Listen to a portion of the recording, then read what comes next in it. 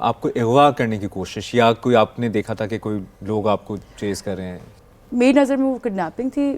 ज़ाहिर है वो हरासमेंट भी हो सकती है, लेकिन वो हुई क्यों? मेरे अंदर बहुत तुरम खानी है कि मैंने उसकी लिटरली वो वर्ष उसकी बाइक गन याद थी, मैंने उसकी बाइक को धक्का दिया और वो रहमत की बारिश, वो उसकी बाइक स्लिप होके गिर गई और मैं बैग्स लेके चलती हुई भागी हूँ और मेन रोड पे आके मैं खड़ी हो गई और गाड़ी वालों ने मैं उनके आगे हाथ लेके खड़ी हो गई कि प्लीज़ रुक जाए, मुझे बचाए, वो मुझे मार देगा, गन वन ये जो भी।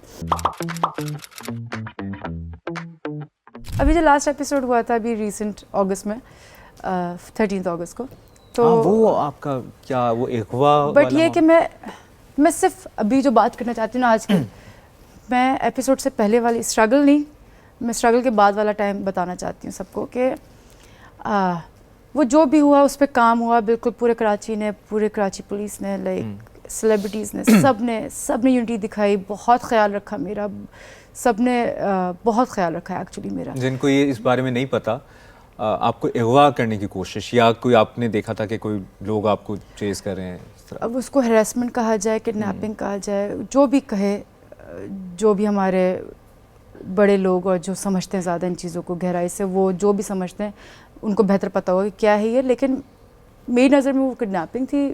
ज़ाहिर है वो हरासमेंट भी हो सकती है, लेकिन वो हुई क्यों? वो आदमी श्योरिटी के साथ मैं ये कह सकती हूँ कि वो आदमी निम्रा खान को तो नहीं जानता था, जो उसकी शक्ल, जो उसका हुलिया था। वो एक आम लड़की उसका टारगेट थी जो वहाँ पर खड़ी हुई उसको मिल रही थी। वो तो मेरी जगह कोई और भी हो सकती थी।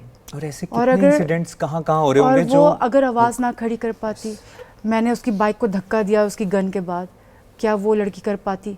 मेरे अंदर बहुत तुरम खानी है कि मैंने उसकी लिटरली वो वर्ष उसकी बाइक गन याद थी, मैंने उसकी बाइक को धक्का दिया और वो रहमत की बारिश, वो उसकी बाइक स्लिप होके गिर गई और मैं बैग्स लेके चलती हुई भागी हूँ और मेन रोड पे आके मैं खड़ी हो गई और गाड़ी वालों ने मैं उनके आगे हाथ लेके खड़ी हो गई कि प्लीज़ रुक जाए, मुझे बचाए, वो मुझे मार देगा, गन वन ये जो भी।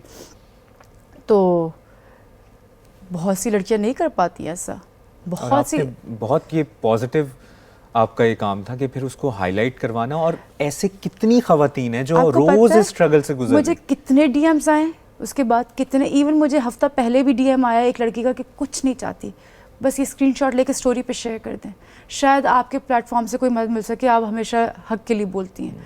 तो मैं तो हर किसी के लिए बोलना चाहती हूँ और मैं हर किसी के लिए राइट के लिए बोलना चाहती हूँ, बट मैं चाहती हूँ बस ये क्राइम पे फोकस रहे हमेशा। और लड़की मतलब मैं थी इसलिए मुझे नहीं पता, लेकिन मैं नहीं किसी के अगेंस्ट बोलना चाहती किसी भी बात पे, बट मैं चाहती हूँ कि आज ये न्यूज़ पे इसलिए था सब कुछ ये क्योंकि निम्रा ने वो बोला था।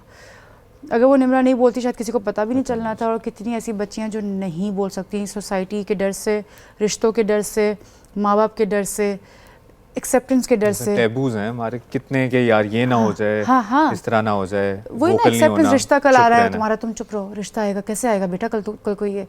बहुत दबाव है बेटियों पे, बहुत दबाव है। वो इसलिए नहीं आवाज़ खड़ी कर सकती, शोहरों के दबाव है कि हमारे हस्बैंड पब्लिक फिगर हैं इसलिए हम नहीं आवाज़। कितनी लड़कियों ने मुझे ये बोला है डीएम करके, हमारे हस्बैंड पब्लिक फिगर हैं इसलिए हम नहीं कर सकते, मेरा ये हुआ है, मेरे साथ वो हुआ। मैं बोलते ही मुझे खौफ कि उसको जलाया जाता था, उस लड़की को अलग अलग जगहों से बर्न किया जाता था, और वो इसलिए नहीं आज आवाज़ खड़ी कर सकती क्योंकि उसके हस्बैंड ने मना किया है, वो पब्लिक फिगर है, इसलिए वो अपनी तकलीफ़ बोल ही नहीं सकती इसलिए।